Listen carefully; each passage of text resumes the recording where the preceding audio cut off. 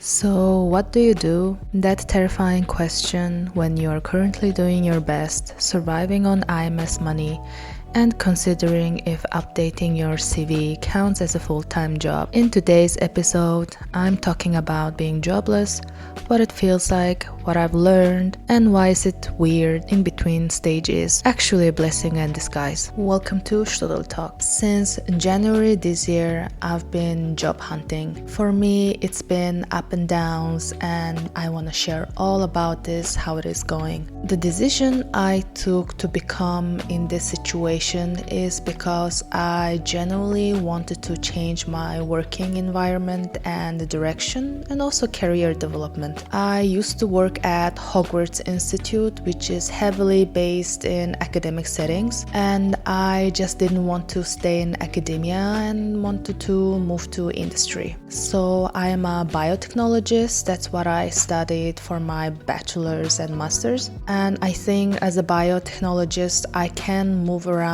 in different research areas, which is super nice that I don't need to stay only in one research area, which is a big in science, right? Back in December, I thought, okay, it's gonna be super easy to find a job, but that was not true because at the moment the job market is so bad in Austria.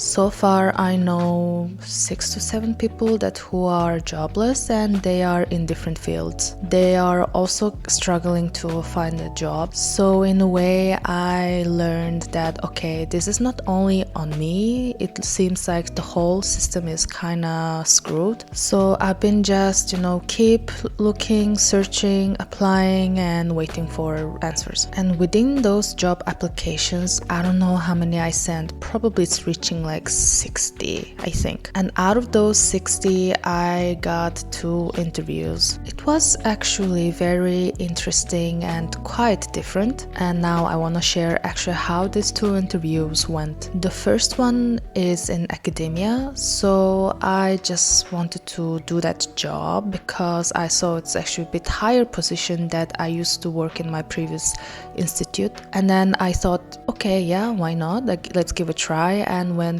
for 3 rounds of interviews. But deep inside, I was also not so sure if I really wanted to do that job, because I was again getting reminded that it will be in academia, and Mara, like, do you really wanna be in academia again? But guys, like, sometimes when you are desperate and quite long not having a job, and you just want to do the job. And then at the end, as you see, I didn't get a job. Of course, the rejection email was painful, and I was a bit disappointed on myself, and just started thinking again, what am I doing so wrong? But then again, you have to think that, okay, something will come up for sure. I want to have this hope again that I will find something, I will love my job in the future, whatever I find. And if you have very supportive friends and family, it helps a lot too. The next interview went also very different. I had 2 rounds of interviews. The first one was like get to know each other through Zoom, and the next round was getting to know the whole team, and I gave a presentation about what I was doing in my previous job. And of course, something had to happen with me, right? I brought my laptop, and the adapter didn't work with my laptop, and I was like, no, I cannot show my presentation now, what am I gonna do? And thankfully one of the team members helped with the situation, and I copied my presentation to his laptop. And then meanwhile, when I was giving a presentation, the images were gone, and I was like, no, look, I need to show the images to make them understand what I was doing. Thankfully, a friend of mine, she offered her laptop to use it because then I can do the presentation. It was such a good moment because I was already sweating so much, so nervous, and then the presentation was not going so well, and I thought, okay, this is it. But with her laptop, everything went smoothly. Thank you. And then we had actually some question rounds after my presentation. And after that, they invited to, go around and to see how the company is. And before that, I had to change my shirt because I sweat too much that you could see the sweat area. I was so ashamed, guys. And thankfully, I had a spare shirt because I had the feelings like, oh my god, if I sweat too much, it will be so visible. And I went to the toilet and I changed my shirt. I felt like if I was giving them a fashion show, And after all this, interview session on that day, I kind of had the good feelings. I was like, okay, maybe I might get this job or not. And of course, if they don't come back at you what they said, I think that's one of the indications saying that we chose someone else. So based on these 2 interviews I had the feelings like, okay, if they don't want to tell the people that they didn't want to hire them, they took longer than usual.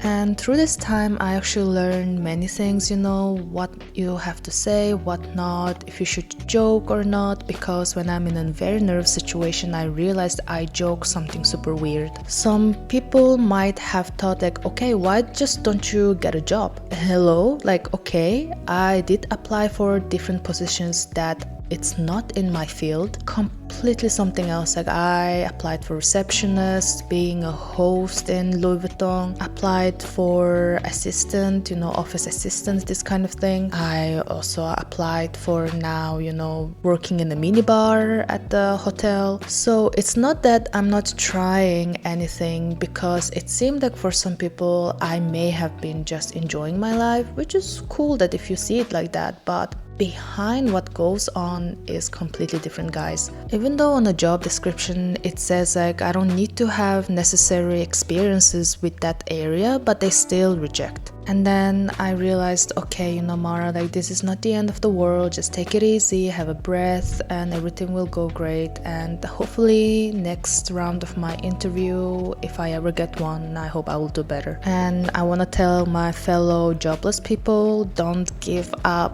We will find something for sure. And with this, I want to jump to the next topic about how I am getting supported through my jobless times. So when you work like a 50-something weeks within 2 years in Austria, apparently you can apply for jobless money. Not sure if you can even say in English jobless money, because I'm directly translating it from German to English. Anyway, so I registered myself in January and I told them, hey, like guys, I'm jobless, please, I wanna get supported. They do calculation from your salary, how much percentage you can get as a support, because partially you were paying a tax. So whatever the tax money is included, supporting system, social, whatnot, pension, and this kind of thing, and you did your part, so you're kinda obligated to take that part again. But you have to think that you have to work like 52 weeks or 53 weeks within the 2 years. So if you did a job for 6 months, you won't be able to get this money. The support I'm getting from them is quite enough for me to pay my rent, utilities, and food, but not necessarily that I can go crazy every week going out or this kind of thing. And then again, you have to think, how long can they support you? They can support you first 7 months and then probably looking at your case again, and they can extend it or not. So this is like okay, I'm getting support, but at the same time it's not limitless. So this is like a limbo of, again, stress, right? You want to find a job before that 7 months. Being honest, I heard from so many people that these IMS places are so rude, blah blah blah, but for my experiences it was super nice. The person who took my case is very nice person and at the same time very supportive. So I am grateful to have someone who can be like that. And she found me very quickly a German class, because she was saying, oh, it would be nice if you at least go to German class, not being at home, all day long. And I appreciate that, really. I think my German got improved a bit, but I still cannot say that I can speak German fluently. So yeah guys, being jobless also you get to have more time for yourself. I realize now I'm doing so many things for myself. For instance, I started to deep clean my apartment and changing things here and there because when I moved in, I think I didn't do so much for my apartment and now it feels like more my home. Another thing I started doing was dance sports because I can go to gym during the day and it's so nice, there are not so many people, and plus I started bouldering again, which I think I'm trying to keep myself sane doing sports, and also it's very healthy for me.